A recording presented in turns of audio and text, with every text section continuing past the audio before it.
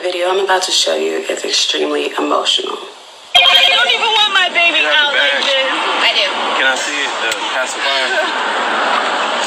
All you had to do was call the attorney. We have all the paperwork. You guys have created so much trauma. You just expect me to just come outside and be like, hi guys, you're my friends. You're not my friends. Have you all put this much energy into a family that has no criminal background? This is unnecessary. You know how much I've done for this county? I have the key to this city. I have the key to this city and Sarasota. I've done nothing but help this county. Manatee Sheriff County Office. I did an anti-bullying program for you guys. Here. You guys, can I sit with my baby and go with you? No, ma'am. I'm not a danger.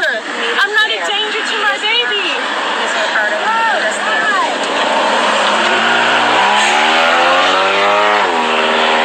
so wrong. You're so wrong.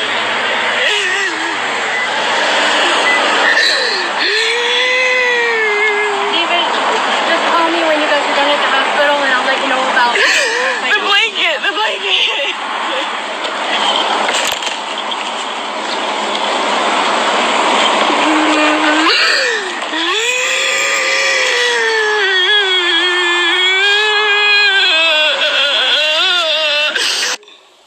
I wasn't going to address this because honestly, this entire story and topic is so emotionally triggering for me as a parent that it's hard to talk about.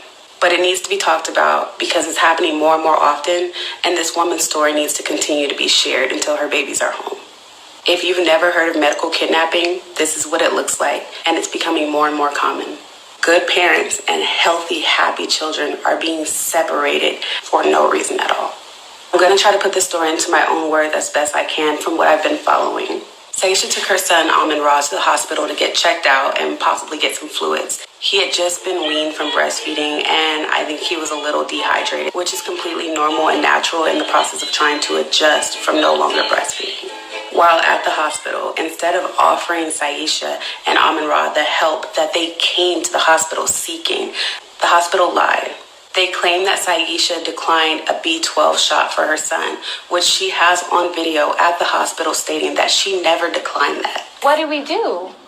Yeah, what is the crime? Can you please give us a charge? But who said we You neglected refused the B12 shot I today. didn't refuse it. I said his father was on his way. No. There was no refusal. So you're saying you're taking my child away from me? I am. Right now, That's you not can't gonna take my happen. child away from me. I That's can't. not going to happen. Right now, in this time, I'm filing criminal charges against this I never said hospital. I I didn't do anything. This is so injustice.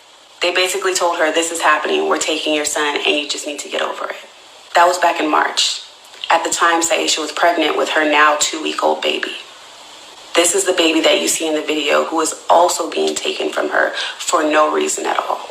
Saisha now has 2 children who have been put in foster care, and to my understanding, her older son is now at risk of being put up for adoption, although they have been fighting relentlessly to try to get their children back. The state of Florida has completely let this family down, and it is so disheartening. This hit so close to home because we were almost victims of this ourselves just a few months ago. We were packing for a trip back home to California, and our boys were playing in the living room. In the process of packing, my 2-year-old went and got a cup of water, which I thought he intended to drink, but he actually got it to take over to his little sand and water table, which only had sand in it at the time because he was playing with it indoors. He spilled some of the water on the floor and slipped. This all happened with me being 2 feet away from him, trying to pack up our clothes. When he slipped, he hit his head and he appeared to start losing consciousness. So naturally, my husband and I freaked out and we called 911. Over the course of our kids' lives, we've definitely had a couple accidents where we freaked out and had to call 911 because that's who you call when you need help. However, this was our first time ever having to call 911 for one of our children in the city of Las Vegas. So we were completely unaware of the fact that Las Vegas procedures are completely different than the procedures taken in California, where we had lived most of our lives. They did call a paramedic out to see about our son, but the police department was also called out as standard procedure. When they approached us, they informed us that this was suspected child abuse and that they needed to question us, which obviously as parents completely freaked us out. I answered all the questions. It was a traumatic day and I just wanted to be done with it. But my husband felt like the questions were very invasive and he didn't feel like it was right for him to have to answer them due to the fact that we called to get help for our son. So he requested to speak to a supervisor. We expected that the supervisor would come and speak to us with empathy and understanding that these were not procedures that we were used to and we just needed a little more information. But that is not what happened. We were met with a swarm of police cars in front of our house and an angry supervisor who came to the door demanding to be let inside. We weren't criminals. We called to ask for help. This happened. I wanted to talk to me. I just want to verify that there's not a problem here, right? There's no problem? Well, I don't know. I don't have an issue. Oh, apparently you do, make sure. Devontae, because So we can't identify you.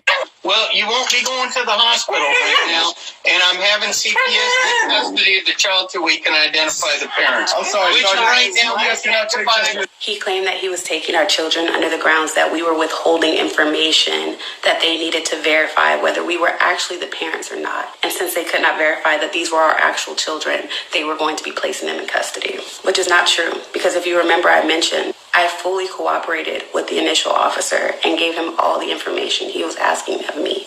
And none of that information was information that could be used to verify that we were the parents of our children.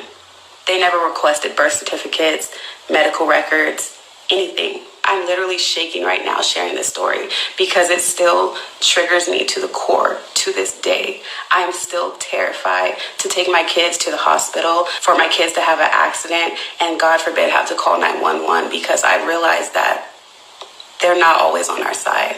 They're not always here to help. Please share this story because it needs to be shared. It needs to be known. It needs to be heard that this is possible. This is happening. And it's not right.